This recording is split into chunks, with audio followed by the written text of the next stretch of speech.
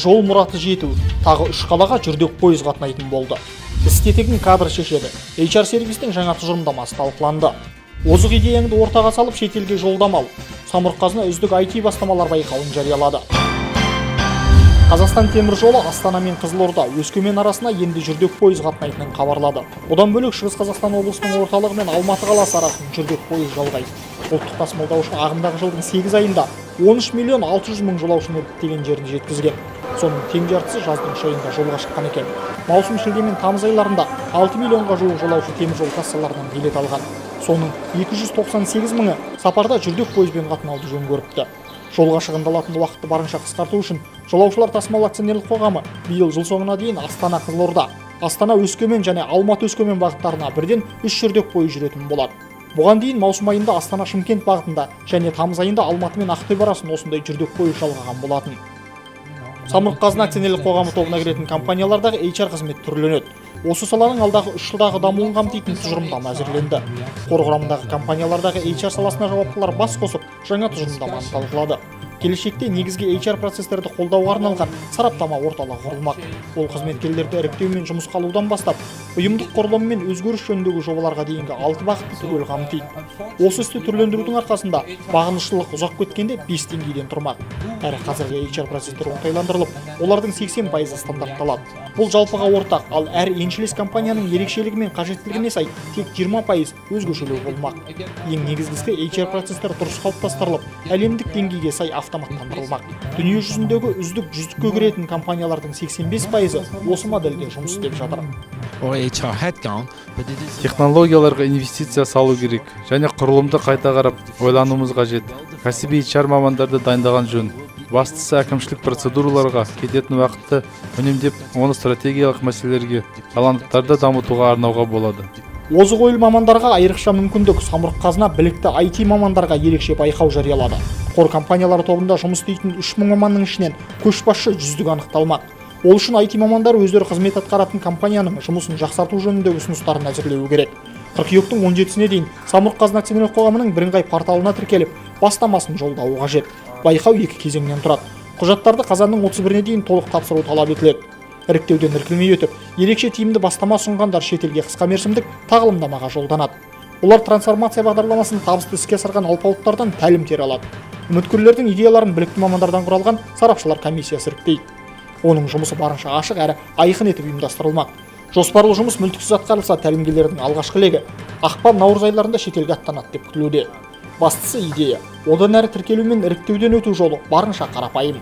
Если хочешь проявить себя, если хочешь изменить вообще страну в целом, то зарегистрируйся. Қазпошта түбегейлі өзгеріссіз дами алмайды. Ұлттық компанияның акционерлері, директорлар кеңесі мүшелері мен қызметкерлер қатысқан кеңейтілген отырыста бұл ашық айтылды.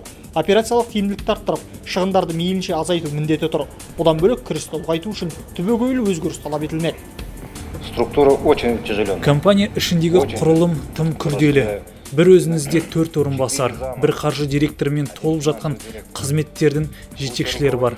20-ға жуық департаменттер бар. Тіптен пошта адамдарды жұмысқа тұрғызатын орынға айналып кеткен сынды. Трансформация басталған соң жұмысты жүйелеп, дұрыс кадрлық саясат ұстаныңыз. Түбегейлі іс болғанда кімнің қалай жұмыс істейтіні белгілі болады. Барынша карт-бланш беремін. Ілгерілеуге ілесе алмағандар арылыңыз. Қазпоштаның трансформация тобына 36 маман жұмылдырылған. Өздерінен ілгеріде іске кіріскен Қазақстан темір жолы трансформация командасының 7-8 айлық жұмысын қуып жетті. Қазір Қазпоштаның 3131 байланыс бөлімі бар, соның 70% ауылда. Әлеуметтік маңызы ерекше компания осы кеңдікті кемшілік емес, артықшылық ретінде пайдалануды көздеп отыр. Мәселен, шалғай ауылдарда халыққа қызмет көрсету орталығының міндетін өз қолына алмақ. Келесі жылға осындай 200-ге жуық осындай ауылды шалғайды жерлерде пилоттық түрде бұл жыл өткіздік. Жаңағы келесі жыл 200-ге жуық ауылды шалғайды жерлерде біздің пошта қызметкерлері осы қызметтерді атқарады. Ол үшін пошташылар халыққа қызмет көрсету орталық бағдарламаларын меңгереді.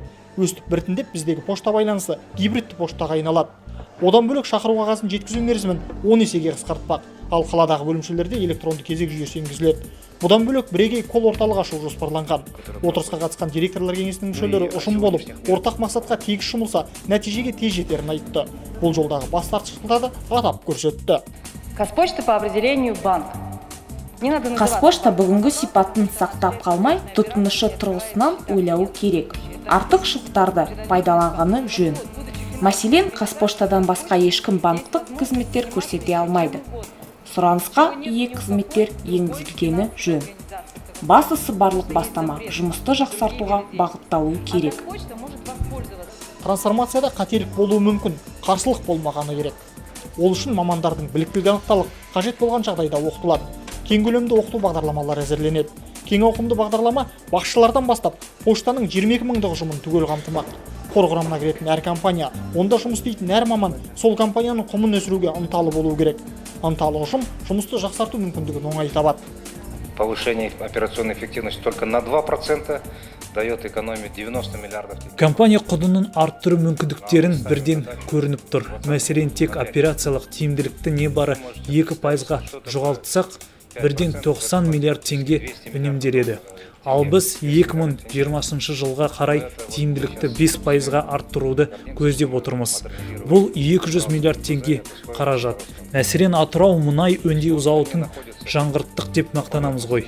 Міне тиімділікті 5%-ға арттырудан түсетін қаражат соған кеткен шығынмен пара-пар. Бізге тек күнделікті әрекетімізді өзгерту керек. Трансформация қиында ұзақ жол. Бұл жолда табысқа жету үшін жаңаша көзқарас қалыптастырып, жаңаша шешімдер қажет. Бастысы ұжым өзгерісті өздерінен бастап, бұл тап қазір ең оңтайлы жалғыз жол екенін түсінулері керек деп тарқасты жиналғандар. Адамдар шешуші фактор. Бұл жерде ерекше еңбексүйгіш ұжым бар. Нақты осы ұжымда мүмкіндік бар. Бағдат халыққа қызмет көрсету орталығы қалыптасқан кезде осы жұмысты жергілікті жерлерде атқарған. Мен сол тәжірибені осында пайдаланады деп үміттенемін. Басшылықтың міндеті теория айтпай, нақты тәжірибедегі талапты түсініктетіп жеткізу. Проект очень сложный. По оценкам наших независимых... Трансформация жобасы өте күрделі. Тәуелсіз сарапшылардың пайымынша қолға алынған ауқымы мен күрделігі жағынан әлемде бірінші орында тұр. Атқарылған шаруа аз емес. Сол себепті біз келешекке нық сеніммен қараймыз. Әлемдегі өзге де осындай холдингтермен салыстыра отырып зерттеу жүргіздік. Өзгелердің тәжірибесін әбден сараладық. Трансформацияның табысты тәжірибесінің бірін қалдырмай зерделедік, әлі де назарда ұстаймыз. Бірақ біздің тәжірибе оларға ұқсамайтын айрықша болғалы тұр. Оны терең түсініп отырмыз. Біздің ең негізгі тапсырма қор тобына кіретін компаниялардың құнын арттыру. Мемлекеттік, министрлік сипатты холдингтен коммерциялық әрекетке көшу. Бәрі кірістілікке, экономикалық табыстылыққа бағдарланады. Компаниялар оң AVP-ге шығарылуы керек. 2020 жылға қарай экономикалық табыстылық оң сипатта болуы шарт. Бұл өте күрделі әрі қиын тапсырма. Біз бұған саналы түрде барып отырмыз. Өйткені бізге барлық компаниялардың өзіндік құнын тұрақты түрде арттырып отырғаны қажет. Осы орайда бизнес процестерді реинжинирингтеу немесе компаниялардың операциялық әрекеттерінің тиімділігін арттыру. Біз алдын ала бағалау жүргізіп, осы тиімділікті небары 2%-ға арттырсақ, холдингте 90 миллиард теңге үнемделетінін анықтадық. Біз бұдан да зор мақсат қойып отырмыз. Негізгі жұмыс көрсеткіштерін де оңтайландырамыз. Қазір саны тым көп болғанымен, олар қазір қатаң бақыланып, қадағаланбай қалып отыр. Трансформация аясында жаңа жүйеде оның саны айтарлықтай қысқарады. Қорда небары 3 негізгі жұмыс көрсеткіші болады. Ал еншілес кәсіпорындарға шамамен 8-9 көрсеткіш белгіленеді. Маңызды бастаманың бірі заңнамалық құрылым деңгейін қысқарту. Қазір біз 9 деңгейлі заңнамалық құрылымы бар холдингпіз. Болашақта оның саны ұзап кетсе 3-4 деңгейлі болады. 2017 жылға қарай заңды тұлғалар санын да қазіргі 600-ден 300-ге дейін төмендетуді көздеп отырмыз. Бұл айқындық пен ашықтықты арттыру үшін қажет.